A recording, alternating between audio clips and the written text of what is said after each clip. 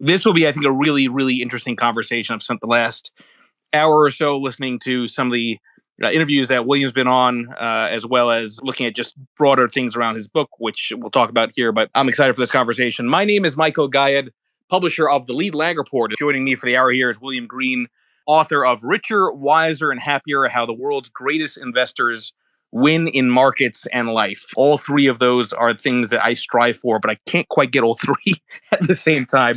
But we'll by the end of this call, you'll have it nailed. Exactly right.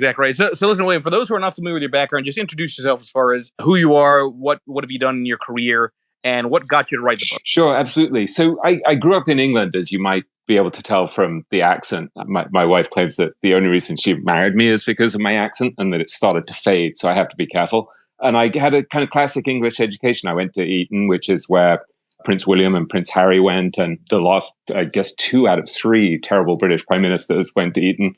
And then I went to Oxford and I studied English literature. And I thought I was going to be a famous novelist. And I came to New York and thought I would write. And I went to Columbia Journalism School. And I started to write for all of these publications like Fortune and Forbes and Barron's and Time and The New Yorker and The Economist and the like. But gradually, somewhere along the way, I became weirdly obsessed with the stock market, probably about 30 years ago now. And because I was a journalist, I had this incredible opportunity to interview famous investors and write about them.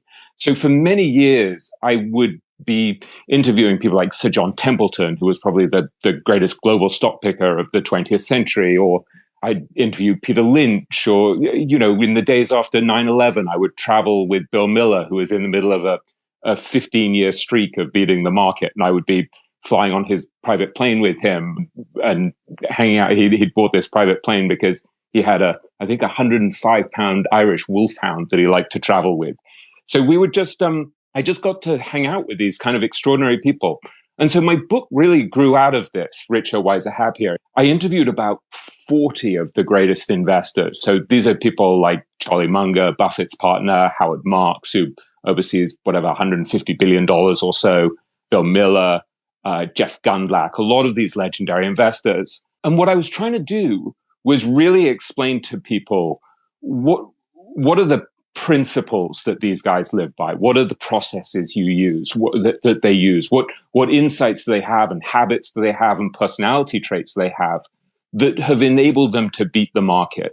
And I'd say in some ways that's been the consistent question running through my mind really for the last 25 years, trying to figure out how they beat the market. And then most recently, I've switched also to doing a podcast, a Richer, Wiser, Happier podcast. So again, I've been interviewing people like Ray Dalio, who's, I think, the most successful hedge fund manager of all time, Howard Marks, Joe Greenblatt, Bill Miller, Tony Robbins. I'm interviewing Robert Shiller, the Nobel Prize-winning economist, in a week or so. So again, it's just trying to figure out what actually enables you to succeed in investing, but also what you can learn from these people about how to think better and actually more counterintuitively, even how to live more wisely. Okay, so there's a lot of different directions to go with that. First, I'm curious, what defines an investor as being great? So you mentioned famous investors, and I think there are a lot of investors that you can argue are famous, but nobody really knows what their actual performance is except themselves, because it might be a family office or it might be very tightly held. So how did you go about screening who is considered great? It was an entirely unscientific, idiosyncratic, and personal and subjective definition. And so one of the things that I was doing is I was saying, well, I don't want people who are just a flash in the pan. If someone had an amazing bet that made them an enormous amount of money over one cycle and then they kind of fell apart, I'm not that interested. So I was much more interested in people who'd stood the test of time. So I was fascinated by people who had done well over decades. So you think of someone like Charlie Munger, for example, who's now 98. That's a pretty interesting figure. Or someone like Sir John Templeton, who I interviewed when he was probably 86 and who probably had a 50-year record of outperformance. But then you also have this problem that, as Bill Miller once said to me, the biggest problem in markets is that they change. So it's not enough just to have had a really long record, because the circumstances also change. And so somebody who used to be unbelievably good, maybe they fell out of sync with the market, with the world, maybe things changed. And so it's a really difficult and idiosyncratic process to decide who is great. One of the things that I decided to do to protect myself, partly in case any of these people blew up after I had said they were great, was that I wanted to think, well, who's a really good thinker? And so I wanted to pick people who you could learn stuff from. So even if they ended up having a lousy period where they were out of favor, they embodied certain ideas and practices that were incredibly helpful. And then I would say the other really idiosyncratic thing I did in selecting people to write about is that I really wrote about people who I think are kind of, on the whole, pretty decent human beings. And so there are certain I've interviewed, dozens of billionaires over the years, as you can imagine. And there are some of them who are just kind of pretty repellent human beings. And I'm not trying to be judgmental about it. I just you're free to curse on Twitter Space. Well, I'm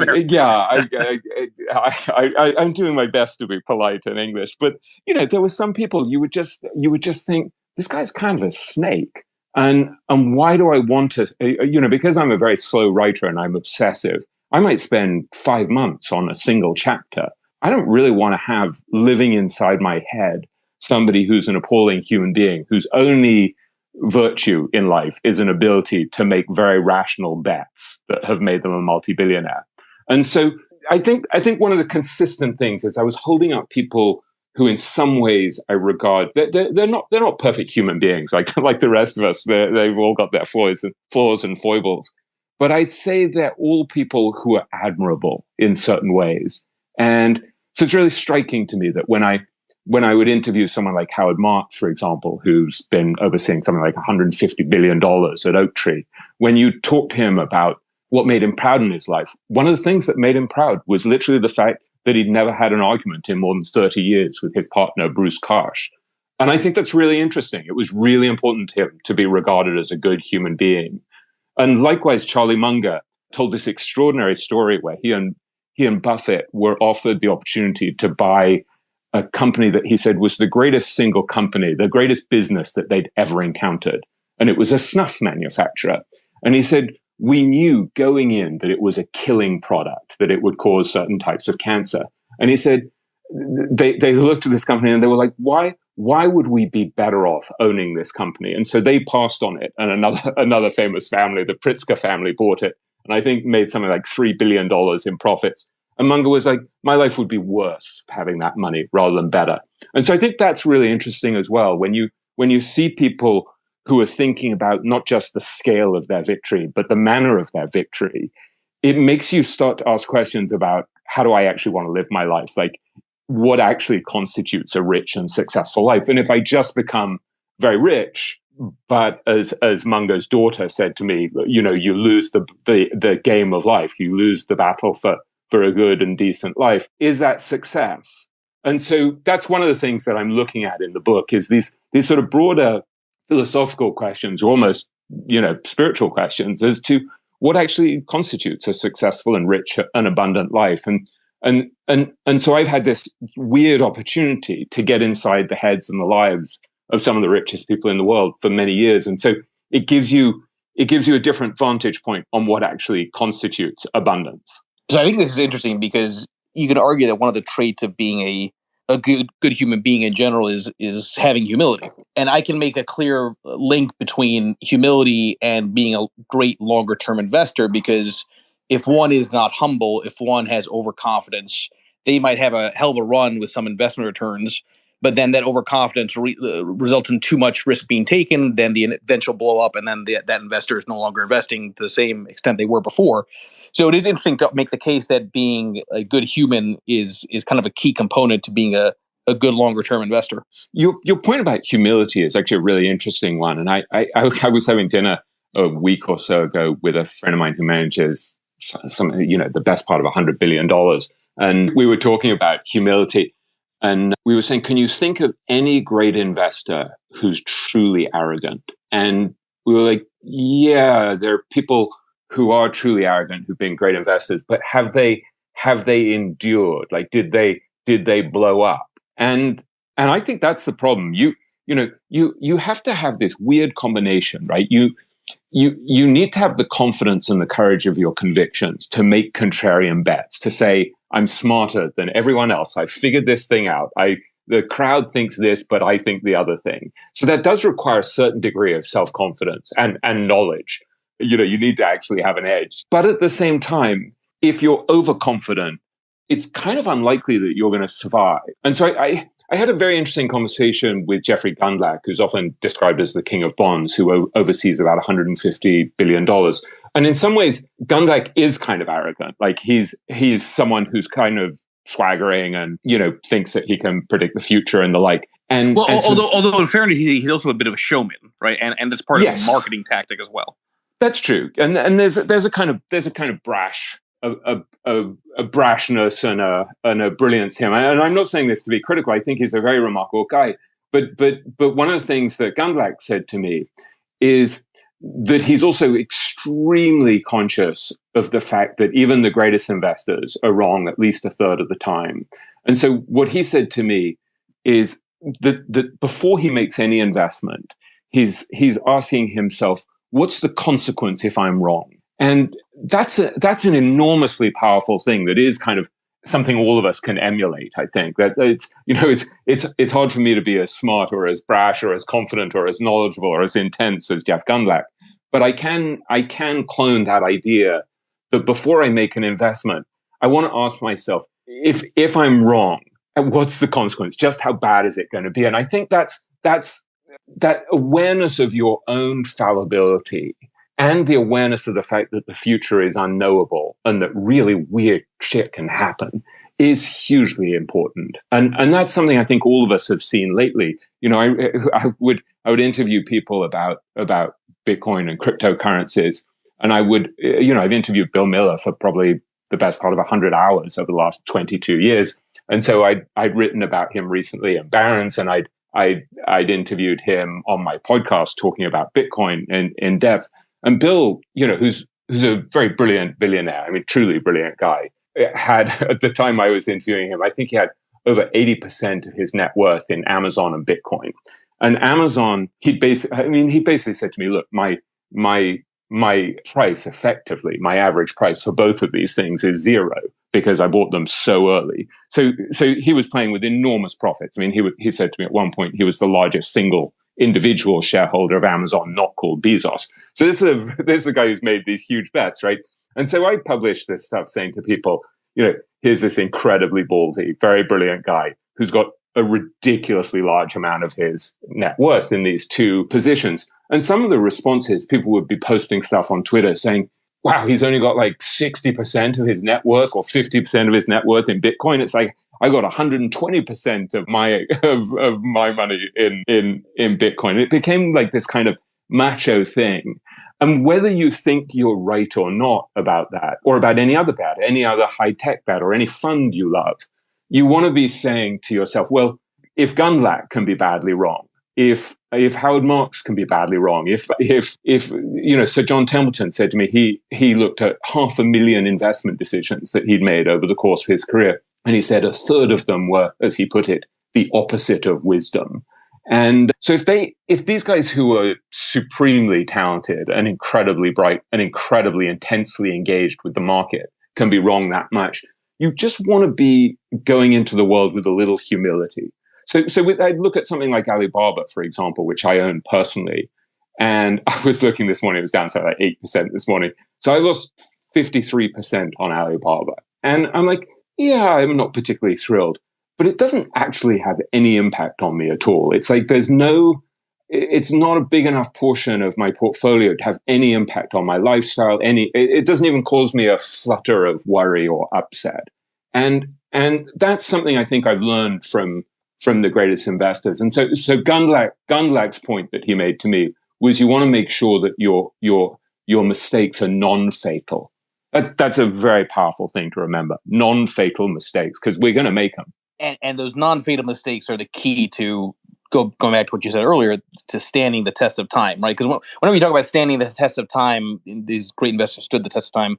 Really, what you're saying is they stood the test of drawdowns, right? And in doing that, not only stood the test of drawdowns, which is very hard mentally as the portfolio manager managing money, but it's also hard from the emotional transference that comes from clients who may not be able to stand that drawdown in the same way. Yeah, and I think this gets at a number of really important points. So one of them is there's probably too much focus in the media and in the investment world on outperformance instead of focusing more on the avoidance of ruin. And I think, please, I love that. Please, because you're hitting on something which is such a frustration for me. The media makes everything like a competition. You have to quote unquote beat the market, but at the end of the day, you have to worry about the risk of loss, right? The risk of the extreme, especially. Yeah, and the investment business does the same thing, right? Because most professional investors, they have to justify their existence by saying, look, I beat this index by this amount, and most of them, after fees, there's just no way they can sustain that over the long term. So there's a little bit of sleight of hand going on here, where they're already playing a game that's incredibly hard. Most of them are going to fail, and so when things work out, they have to be like, look at me, I beat the market, by half a percentage point or 1 percentage point or whatever. Or maybe they had a blowout year and they beat it by a wide margin, but they're not going to be able to repeat it. So there's a horse race aspect of it that's very exciting to watch, right? It's kind of like watching sports. But for the rest of us, really what you want to learn from the greatest investors is that you have to stay in the game. The avoidance of ruin is utterly key. And so there's a legendary investor called Ed Thorpe, who some of our listeners will have heard of, who not only is famous for having run a hedge fund that didn't even have a losing quarter for 20 years, but who also was the guy who figured out how to count cards. He was the first guy to do that. So he beat the casino at blackjack. Then he figured out with this famous scientist from MIT, Claude Shannon, they made the first wearable computer where he could activate it with the big toe in his shoe, and he could tell how fast the rotator wheel, and the ball on a roulette wheel were going. So he could figure out with slightly better odds than average where the ball was gonna drop, which pocket it would drop in. So this is a guy who's a master of playing games, right? Like he's figured out how to beat the casino at multiple games, and he's had a hedge fund that never lost money. And so when you talk to Ed Thorpe, which I did for this book, about really what you want to learn from him, it's all about playing games where you have an edge, he's like, look, if I don't have an edge, I'm just not going to play the game. And so he gets this informational advantage, right? There are certain things he understands better than other people. And then he just keeps plugging away, not getting blown out of the game, never taking so much risk that he's going to get blown out of the game. And so that emphasis on playing games that you can win, being honest about whether or not you have an edge, and then actually just surviving long enough so that, the odds are going to favor you over the long term, that's critically important. And there are so many ways to play the game. I mean, if you look at all of the people I write about in the book, there are a lot of paths up the mountain. But with all of them, they have to have some kind of edge, and they have to stay in the game long enough that the probabilities of success are likely to work out in their favor. So on that point, William, there's this question of frequency versus magnitude when it comes to being a great investor. And I remember from my youth when I was reading the Market Wizards books by Schwager that a lot of these so-called great investors would have periods where they're not really performing that great, and then they have sort of an alpha burst, right? That it's not necessarily about the consistency of returns on a month after month basis, but that when they win in a big way. I'm curious if in your interviews, in your analysis of some of these great investors, if you found that there was a similar sort of sequence to their own returns where there was this almost lumpiness to alpha. Yeah, I think there's tremendous lumpiness, and that's one of the things that makes it so hard actually to identify whether someone's truly great. So I remember, for example, there's a fascinating guy called Francis Chu, who's an investor based in India. He grew up in India. He's of Chinese extraction, and he emigrated to Canada when he was young. And he starts out kind of, literally, he was soldering wires for the electric company, for the telephone company, and he teaches himself how to invest. And he's made himself, hundreds of millions of dollars personally as an investor, without ever going to college or anything. And I've had this debate with him because he's gone through these periods where he just kind of looked like a moron. There was one period, I mean, he's so disciplined in the way that he invests as well. He said to me at one point, look, I could go 10 years without buying anything because I can't find anything cheap. And so he would sit there with loads of cash, and he'd look totally out of favor. And people would be like, what the hell is this guy doing? He's like yesterday's news. And then I talked to him probably about a year ago, and he took me through what had happened during that initial meltdown when COVID hit. And I guess it was probably about March 2020 when the market melted down.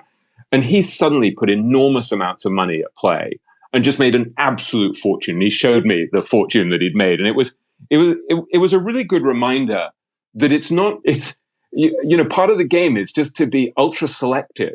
This is something Buffett talks about the whole time, Munger talks about the whole time. You don't have to hit every pitch. And sorry, I'm an Englishman, so I should be talking about cricket. My knowledge of baseball has just been used up. But Munger has this wonderful image where he talks about being like a spear fisherman, standing by the side of a stream. And he said, every once in a while, a fat, juicy salmon swims by and you spear it. And then you go back to doing nothing. And it might be 6 months before another salmon swims by.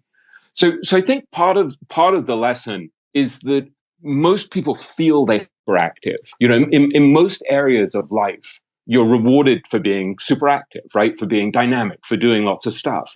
And this is weird areas in life where, as Buffett would say, you're actually just paid for being right. It doesn't matter how often. When you see a really great opportunity, you need to really profit off it. So someone like Joel Greenblatt, I write about, who's one of the greatest hedge fund managers of all time, who averaged 40% a year for 20 years, an impossible feat. I write about the fact that at one point, it was such a surefire bet that he put 40% of his portfolio in it. And I'm not advocating that anyone would do that. And when I interviewed him recently on my podcast, he said that he thinks probably that was a mistake, even though it worked out really well, that it was too aggressive.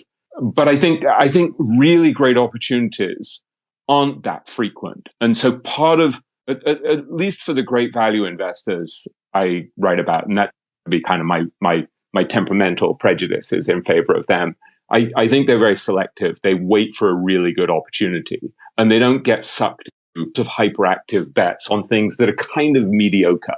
And so this goes back to your point, Michael, about emotional control, that you have to, I think, you have to have, it's not just that the greatest investors are intellectually formidable or analytically formidable. A huge part of their advantage is actually temperamental. It's having the patience to wait, having the patience to ride their winners for many years, being able to bear the fact that they look like fools at times and that that what they do doesn't work. Well, and I'd argue struggling alone in the crowd. Right? I had to put a quote on that a couple of days ago, because you might have drawdowns and sometimes meaningful ones that surprise everybody, including yourself. If you have an approach that is designed to try to get those real fat pitch moments, you have to be stubborn in ignoring all the tweets, ignoring all the comments from those that are saying, well, hashtag you suck, look at your results, you should have gotten this right. A lot of this kind of nonsense you see, I think, with the FinTwit social media world. Yeah, there was a moment where I was with Bill Miller when I was working on this book, and I was at his house in Maryland, and I was talking to him about going through the pain that he'd gone through during the financial crisis, when he'd been massively wrong analytically and had paid a huge price for it. And he had been so famous and so revered that his failure was kind of very, it was like the media kind of went after him, and the public went after him, and there was a kind of public shaming, and there was a moment, then he started to have this unbelievable recovery, like an incredible recovery over the last decade or so, where he was in the top 1% of all funds for probably the last 13 years, something like that. And he was showing me, there had been some story about how Miller is like the best again.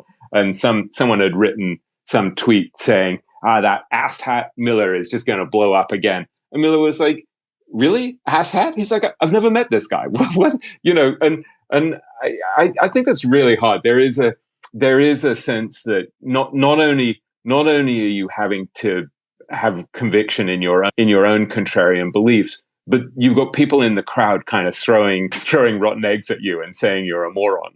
And I just think most people can't handle it. I mean, there's a reason why most money managers hugging the indexes are more conservative or less contrarian. And it takes a very rare combination of intellect and temperament, I think, to go against the crowd. And so part of my conflict in writing the book was that I'm trying to tell people, look, his here's how you can win this game. Here's what we can learn from all these great investors about how to win this game. But I'm like, should I be honest about the fact that the chances are you're not going to win this game because it's really, really hard. And so at a certain point, I just decided, well, look, I don't want to be leading lambs to the slaughter by claiming that it's easy, in the way that the media sometimes does, where you're like, I remember in my early days, the financial journalist, you'd see headlines and it would be like, these 4 stocks can make you 63% over the next year. And you're like, you don't even know if the market's going up or down. On what possible basis can you say these 3 stocks are going to make you 63%? And so I was just trying to be honest about the fact that it's a really hard game. And so I think if there's a takeaway for the rest of us, it's that you have to kind of say to yourself, well, do I actually have the skills and the fanaticism and the temperament and the calmness to win this game?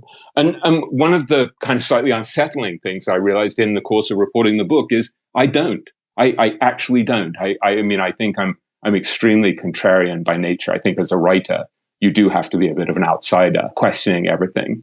But I'm much more fearful than the greatest investors. And I worry too much. I'm too fearful. I'm kind of patient, but then I have bouts of impatience. And it's just not a great temperament for it. So I think that's self-awareness, asking yourself, what is my edge? I mean, I listened, Michael, to part of an interview you did the other day with someone who I think was he a uranium expert? And that's really interesting. Right?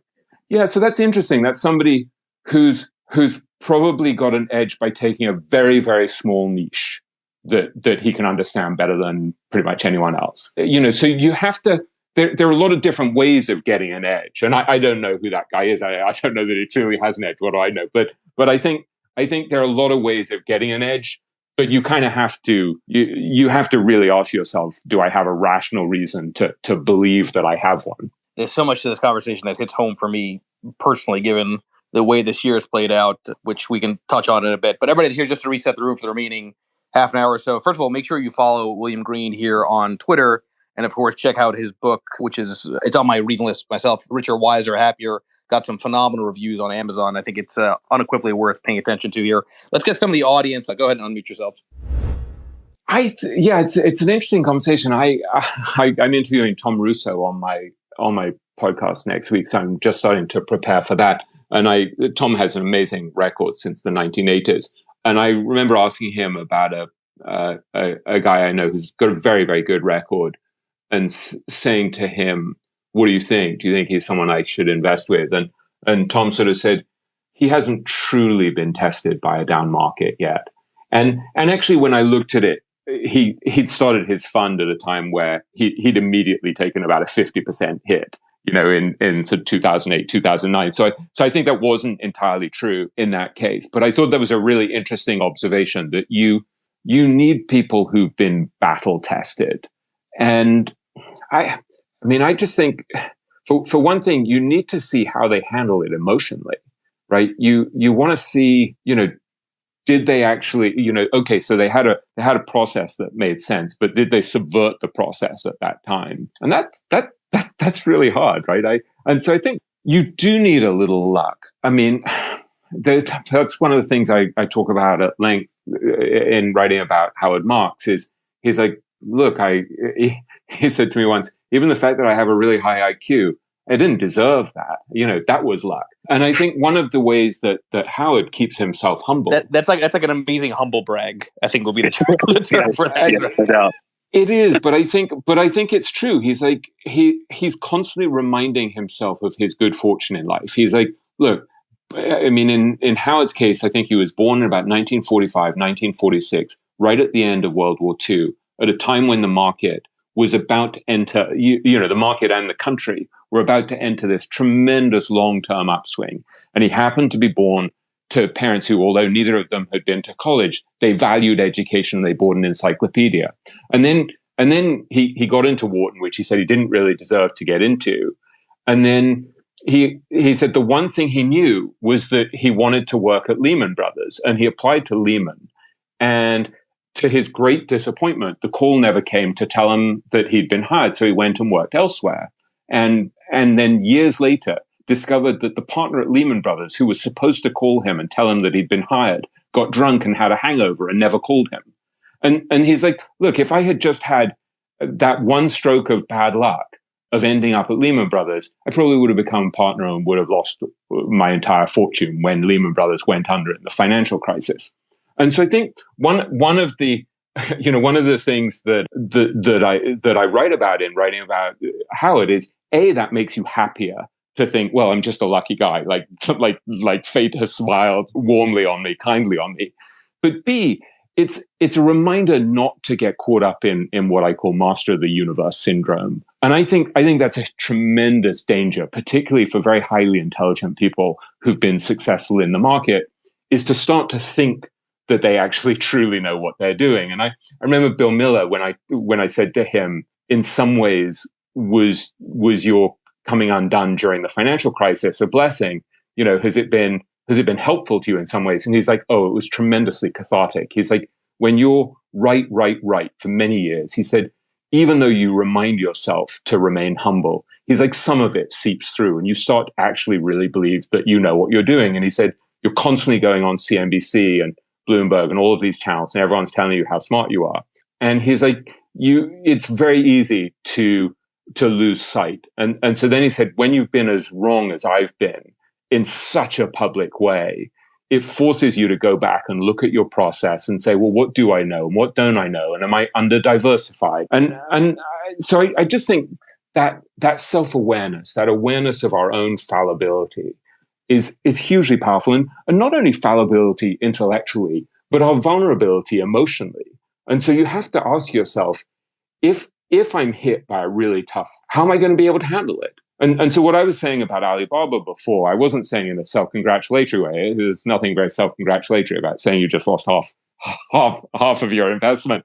It's like, that was me saying, I want to invest a meaningful enough amount in different assets so that if it works out, I'll do well, but not so much so that it's going to absolutely torment me if it gets killed and if I'm wrong.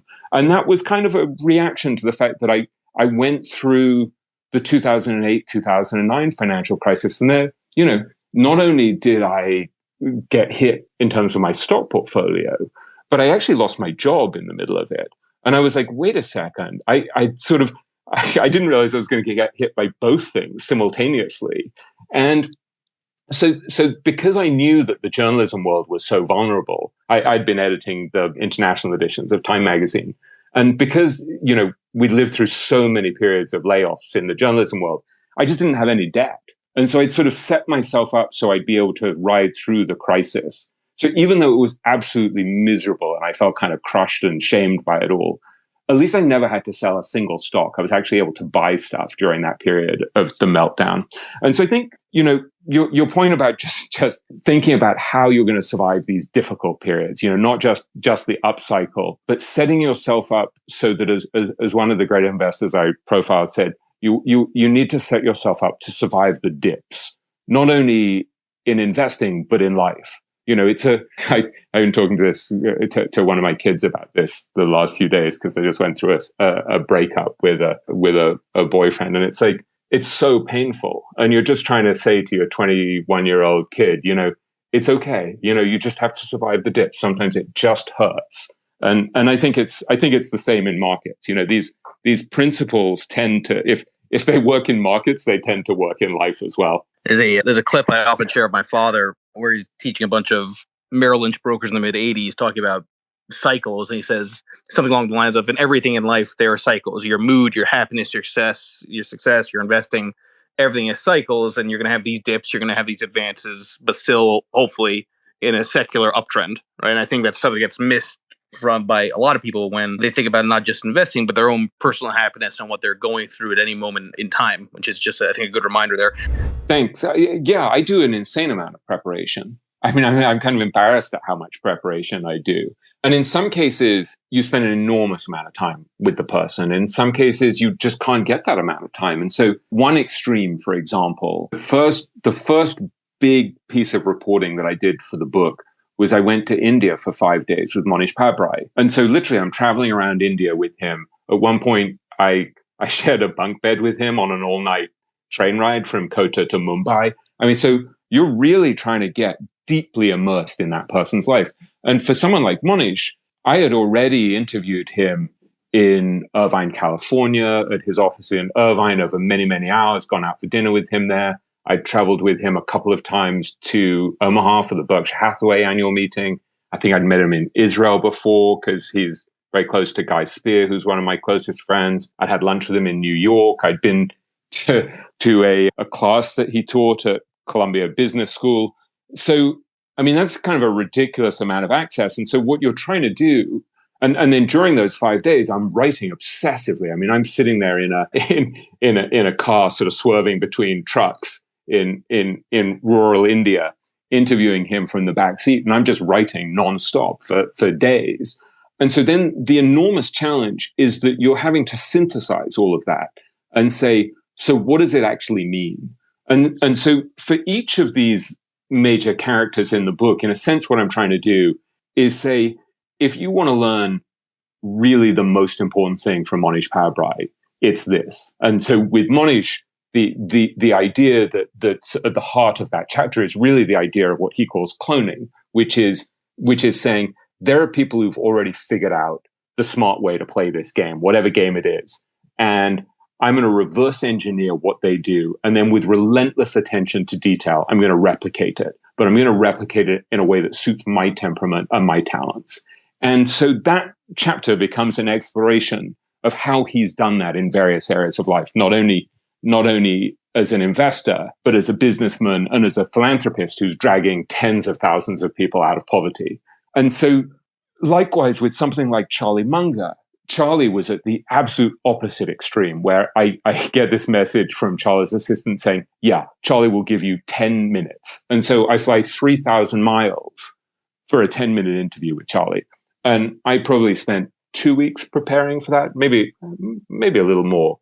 And so when I went in, I sit down, knee to knee with this kind of then, I guess, 93-year-old sage who's sort of peering at you through his immensely thick glasses, and he's got one glass eye, you can barely see. And I don't have any time.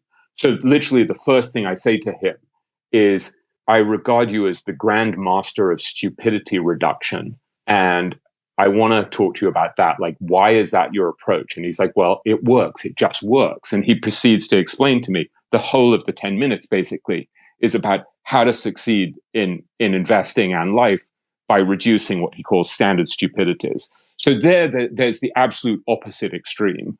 But in each case, I'm going in and I'm trying to say, what's the heart of what we can learn from Munger? Like, after all of the speeches, all of the essays he's written, all of the interviews he's done, the time I've spent with him, the people I've interviewed about him, what do I need to synthesize and share with people about what you can learn from him? And then I would say there are other people somewhere in between. I probably spent 2.5 days with Arnold Vandenberg, 2 days with Tom Gaynor. Yeah, so I was really trying to get as much time as I could with the most important people in the book. I think it's pretty obvious that you can learn from these people how to get richer, that they've figured out a way to play the game that to different degrees we can replicate, depending on our skills and talents and fanaticism and temperament and the like. So that wasn't a hard sell. But what happened to me over many years of interviewing these people is I could just see, well, they're extraordinary thinkers. It's not people would often say, well, it's all just luck, it's kind of random that they've beaten the market. It's like, no, there is an element of luck, but it's striking that people like Munger, people like Howard Marks, people like Ed Thorpe win again and again and again over decades. And so I was like, what is it that enables them to stack the odds in their favor? How do they think better? And so that became a kind of really recurring theme, because then you start to look, for example, at that idea of Charlie's, that what you really want to do in life is systematically reduce standard stupidities. That's an incredibly powerful model to view the world. And that's something that you can apply in every area of life, right? I mean, you can look at investing and you just start to list all of the dumb things that bad investors routinely do. And then you start by saying, well, let me not do that. And so that's an incredibly practical idea, right, for an investor. And it's a really good example of how to think better. But then I look at that and I'm like, well, that also applies in every area of life, right? I mean, my life will get happier if I reduce standard stupidity. So I would talk to someone like Tom Gaynor, right, who's co-CEO of Markel, a Fortune 400 company. And he said, look, I can apply Charlie's idea of reducing standard stupidity to something as simple as going to a bar in the evening when I'm not with my wife. And he's like, if I drink 2 drinks, if I have 2 glasses of wine, I'm not making myself vulnerable in the way that I am if I drink 10 glasses of wine. And so you look at something like that and you're like, wait a second. So this one principle of reducing standard stupidity, of consciously focusing on what not to do before you focus on what to do, that affects so much in life. That affects your investments. It enables you to avoid standard stupidities like putting all of your net worth in something that you don't really understand or having excessive fees.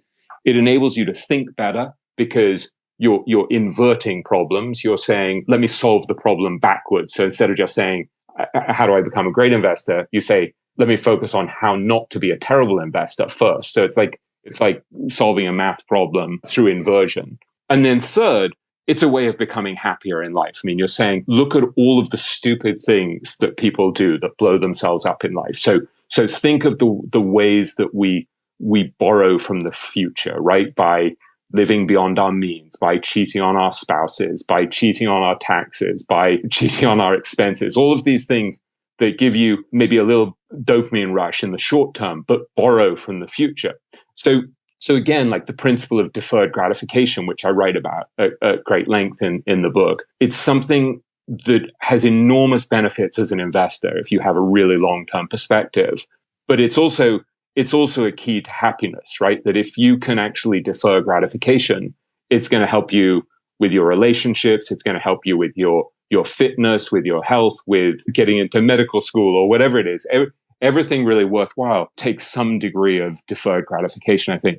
So what struck me is that the principles that work in investing turn out to be incredibly helpful in other areas of life. And so I wanted to say, no, there's actually this entire way of thinking about approaching life that stacks the odds in your favor. It's not that the outcome necessarily is great if you behave this way. There's still luck involved. There are still probabilities. There are still pieces of misfortune. But you subtly and systematically tilt the odds in your favor. And over time, that's liable to work out well for you. So that's what I was really trying to do. If there's a kind of a sort of spine to the book, an underlying theme that runs through the whole thing, it's to say, what can you learn from these people about how to stack the odds in your favor consistently and systematically in all these areas of life? And I'm surprised at how consistent it turns out to be that someone like Howard Marks will use a practice in one area of life in investing, but then he actually applies it in other areas of life, and it turns out to be incredibly wise in other areas of life. Please make sure you follow William again, and also follow me as host of this space. Yeah, one of the most important ideas that came from Howard is something that he learned when he was at college. So he as I mentioned before, he gets into Wharton, and then he was a really good artist back then, and he tries to get into art class, and it's overcrowded, and the professor says, "All right, tell me your name and what you study, what you're majoring in." And he says, "Marx, finance." And the guy's like, right, you're out. You're the first out. And so he's like, all right, so what am I going to study? So he ends up in a Japanese studies course, and he discovers this concept of mujo in Japanese, in Zen Buddhism, which totally transforms his life. And this idea of mujo is basically that everything is impermanent. Everything changes all of the time. And so what Howard figures out is, well, actually, this is a profoundly helpful thing to understand in markets, that if everything is changing all of the time, then what I really need to do is not to assume that I'm a master of the universe who can predict what's going to happen. I need to accommodate myself to circumstances as they are now. And so what he's saying is, I can't predict the future, but let me predict the present. Let me look at the conditions that exist now and then adapt my behavior to the current conditions. And so it's a little bit like if you go out in your car and it's incredibly foggy and there's an ice storm, and you can't see, and you kind of think that some of the wires, the electric wires, are down on the road, you're going to drive 4 miles an hour. Whereas when it's a beautifully sunny day and there's no one on the highway, you're going to go a little faster. And so it's just accommodating yourself to reality as it is. This is a phrase that I just think about the whole time, both in markets and life, accommodating myself to reality as it is, not as I want it to be. And so one of the things that you're doing to deal with uncertainty is just recognizing the fact that the conditions change and you don't have control over them, but you do have control over your own behavior. So for example, during the period at the start of COVID, when I interviewed him again for my book, because I was fact-checking the book, he suddenly sees massive fear, massive uncertainty. Nobody knows how bad COVID is going to be, and the markets are melting down. And he's like, yeah, but assets are incredibly cheap. And so I'm able, because I'm a good analyst and I know what things are worth, my team and I can go in, analyze this stuff, and buy it incredibly cheap. And the risk is actually low. It seems like the risk is high, but the risk is actually low. So he goes in and puts a couple of $1 billion to work instantly during that first meltdown period at the start of COVID. And then prices surge, and he's like, the opportunity is gone. And he just goes back to being very careful. And so I think that idea of adapting to the situation you find yourself in, looking at it and saying, well, how much risk are other people taking? How aware are people of the downside? And so now suddenly people are much more aware of the downside than they were a couple of months ago, right? And so in some ways that makes it a less exciting time to invest. And in some ways that makes it a more appealing time to invest, because you know that certain things are going to be mispriced. So I think one of the questions I explore in the book is, Joel Greenblatt says that the whole business of investing can really be reduced to one sentence, which he says is basically you value businesses, you value assets, and then you buy them for much less than they're worth. And so this raises a really important question, which is, do you actually know how to value assets? Do you know how to value a business? And so I think part of the advantage for people like Greenblatt and Howard Marks is they're just looking at the situation as it is and saying, when I look at the valuation here, how much risk is priced into it? How much optimism is priced into it? How much pessimism is priced into it? And so you adapt your own behavior based on whether there's a fat, juicy salmon swimming by, or whether it's like a drought and the stream is dried up and there's nothing there. So I think you need that knowledge. You need the fundamental ability to analyze businesses, to analyze assets, and to ask yourself, as Howard would say, the single most important question to ask is it cheap? By the way, I love that point about conditions. My colleagues will often joke with me that I say the word conditions too often, but I really do believe that point. If you believe that the future is unknowable, too many people end up focusing on the idea of what's the call. And my response is, it's not about what's the call, it's about what are the conditions. That's the weather, right? Conditions dictate probabilities dictate outcome. And if you believe that conditions are ultimately what drives everything, that should be the only thing you focus on, as any investor really should. Exactly. And you also want to prepare yourself for an uncertain future. So you want to say, well, I know that the future is uncertain, so let me at least make sure that I'm as anti-fragile as can be. Let me make sure that if the shit hits the fan, I'm going to survive and I'm going to stay in the game. And yet at the same time, as one of the investors I profile talks about, he says, you have to survive the dips, but you also have to position yourself to participate in the upward trajectory of mankind. And so I posted something on Twitter the other day from Howard Marks where he was saying, look, we've had 17 recessions in the last century, and we've had 2 world wars, we've had lots of less major wars, we've had Great Depression, we've had the global financial crisis, and yet through it all over the last century, the market has gone up 10.5% a year on average. And so you want to position yourself to survive an uncertain future and to stay in the game, but you also don't want to get despondent during these periods where it's difficult, because as I say in writing about Sir John Templeton, he made this enormous bet during World War II when the world seemed to be ending. And I was saying, he remembered the fundamental truth, which is the sun also rises. So this isn't about not taking risk or taking extreme risk. The whole game is about taking intelligent risk. And so what I'm trying to convey from these greatest investors is how they survive, but also how they position themselves to take intelligent risk. And I think that applies both in markets and life. There are like obviously stupid behaviors that make you fragile in life. And so I think what you want to do is go through both your portfolio and your life and say, where am I fragile and how can I remove fragility? And so if you're behaving in a way that creates fragility, like when I had the spoonful of chocolate chips with peanut butter last night and decided not to get on the Peloton, I'm adding a little bit of fragility to my life. And likewise, if I neglect my wife or if I'm unkind to my kids or something like that, I'm adding a little bit of fragility to my relationships. And the same thing with the portfolio. If I'm investing in things that I don't really understand in a country I don't really understand, like China, I'm adding a little bit of fragility in my life. So I think if you just go through your life systematically saying, where am I fragile and how can I reduce that fragility, you're much more likely to stay in the game and prosper. And as Munger would say, it's much easier to identify what not to do than what to do. So it's a good place to start. Yeah, no, very, very well said. I'll also say, for those that track my tweets, the sun always rises, and so too does the phoenix, which is a reference to a certain asset class, which people I think have left for dead just as it's about to come back. But let's have one more quick question and we'll wrap up.